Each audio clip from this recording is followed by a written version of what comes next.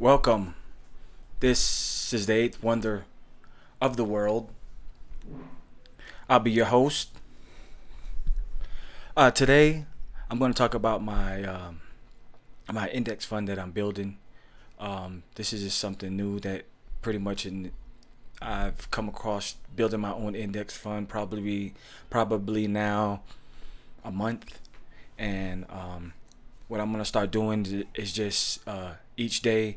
Um, Give you guys an asset that's added to my index fund, which is it's going to be an index fund. I have about 1,500 companies, and they're broken down into about 77 sectors. So um, currently, I have 149 assets, which are the stocks, and they range from 1,000. See these from 300 all the way down to 259. These are all my new assets. So I'm going to go through these one by one. So today I'm going to talk about FICO. And then it starts right here at Google. So pretty much I buy companies from 1,000 all the way down to $1. And I currently have 149 assets. So there's 149, which includes stocks, ETFs, index funds, and REITs. And then I own 6 cryptocurrencies, as you can see here. And then my watch list, pretty much, I'm looking at all the companies. I'm going to purchase all these companies that are in my watch list. So there's a lot of them. And they're scattered through all my sectors. So I plan on buying all those in my watch list. And then as of now, I don't look at live 1 day, 1 week, 1 month, 3 months, 1 year. I go straight to the all. So as of now, I'm at 5.51%. Pretty much that's the accumulation of my entire portfolio. I'm up $654. My total now is 12,539. So it's the summertime. It's going to be slow for me. So I'll pick back up on the 1st of October, which is fiscal year 2020. So I'll hit my goal for this year is to hit 20,000. So I'll probably be by the end of this year. I'll have 200 about 200 assets. I know I hit that, but 200 between 200 250 for this year. So and then my strategy, I look at it, reevaluate my portfolio, and then I'll start 2020 January. I'll look at my numbers and then go from there. So it's a journey. So let's jump into it. FICO. Let me slide me over here. Minimize me. Okay, FICO. Fair Isaac. Before I get into this breakdown, I'm gonna I've Wikipedia what FICO is. FICO, legal name Fair Isaac Corporation. Originally Fair Isaac and Company, is a data analytics company based in San Jose, California. Focused on credit scoring services. It was founded by Bill Fair and Earl Isaac in 1956. Its FICO score, a measure of consumer credit risk, has become a fixture of consumer lending in the United States. In 2013, lenders purchased more than 10 billion FICO scores, and about 30 million American consumers accessed their scores themselves. So pretty much this has been around, founded in 1956. FICO, which stands for Fair Isaac and Company. As you can see, I'm not gonna go and list all that, but here's a little history. If you want to read a little bit more about it, you can see the acquisitions, operations, pretty much all over, and then FICO score. A measure of credit risk. FICO scores are available through all the major consumer reporting agencies in the United States: Equifax, Experian, and TransUnion. FICO scores are also offered in other markets, including Mexico and Canada, as well as through the Fourth U.S. Credit Reporting Bureau, PRBC. Let me look that up right quick. Huh, that's something new. So I'm gonna have to do some further research on that. But yeah, this is FICO, and let's jump back into what I was showing you in Robinhood. Pretty much FICO, as you can see, the I go to the 5 year. I'm not concerned with 1 day, 1 week, 1 month, 3 month, 1 year, 5 years. I hit the 5 year because I'm concerned about long term. So this Fair Isaac, I bought this. It's gonna stay in my portfolio 10 years plus. So that's how I gauge and accumulate my assets into my portfolio. Um, the current market price is 300. 436 people own Fair Isaac on Robinhood. Not a lot of people know about it, to be honest. I'm just a different type of investor. So these pretty much when I'm ready to pass my portfolio onto my kids, if they're gonna break it apart, it's so intricate. It's not like a lot of other portfolios where I've seen that they have up to 30 type companies. I mean, you can disassemble that like quick, but once I get to 1,000 companies, and that's another strategy that I've learned. They're saying like second, third generation, they lose the wealth.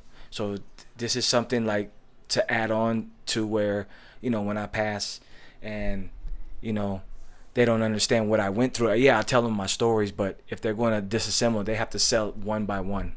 So I mean, as of now, I'm still on the foundation. I haven't even built the wall. So this foundation that I'm building it's gonna be years. I know it doesn't seem fun, but I know in the long run it's gonna pay off. So about Fair Isaac Corp engages in the provision of decision management solutions. It operates through the following segments: application, scores, and decision management software. The application segment includes decision management applications designed for a type of business problem or process such as marketing, account origination, consumer management, fraud, collections, and insurance claims management. The scores segment consists of business-to-business scoring solutions and services, business-to-consumer scoring solutions and services, including my FICO solutions for consumers and associated professional services. The decision management software segment comprises the analytic and decision management software tools, FICO Decision Management Suite, and associated professional services. The company was founded by Bill Fair and Earl Isaac in 1956 and is headquartered in San Jose, California. The current CEO is Will Lansing. Employees 3,668. Headquarters San Jose, California. Founded in 1956. Market cap 8.85 billion. PE ratio 58.91. Dividend yield 0. So I mean the PE ratio, the dividend yield, I'm looking more at long term. So 10 years plus. I believe in this company. So as you can see, I bought on June 5th.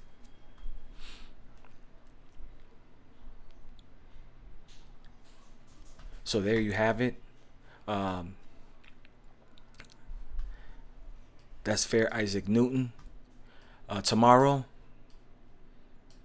I'll talk about SPDR, S&P 500 ETFs. With these, I'm collecting. I already got iShares S&P 500 ETF, and then I got SPDR. I just bought them, and then Vanguard S&P 500 ETF. So I plan on having all three. So, but I got two out of the three. So tomorrow I'll be going over SPDR S&P 500 ETF mañana. So that's it. Oh, before I close, even though I know a lot of people like, yeah, I love this, pretty much I'm investing in this game is to play the rule of 72. It's compound interest. This is the easiest way to double your money. And you don't have to put any work, or you got to put work in it to build it, but you're letting compound interest flip your money. So I'm playing that game with this. But on the other hand, I'm also invested in precious metals. So I'm gonna show you guys this precious metals. I started out, I know I was talking about it. This is my first bar I've ever bought, and this was, and these guys are certified. So I bought. This was my first 5 troy ounces. It's pretty heavy. So this is how I started to. I think it cost me like 100 and something, something small, and then I built up a little bit more confidence, and then I got the 10 troy ounce from Apex. So I got them, and then once I felt, now I'm gonna be buying silver on the regular. So I'll probably see what I can get. I think there's a 20 ounce, and then keep buying silver for the year, and then this is something I built my confidence up to this. This is one ounce of platinum. So, and I bought it for like 800, 900. But in the charts, it's reached like, I think 15, 1600. So even though it's low now, I know that in the future, if I'm gonna sell these are pretty much my life insurance. So this is something just to have. It's just stacks of bars that you got. I plan on going for the gold, which is the third highest, and then palladium. So I'm gonna work my way into those two.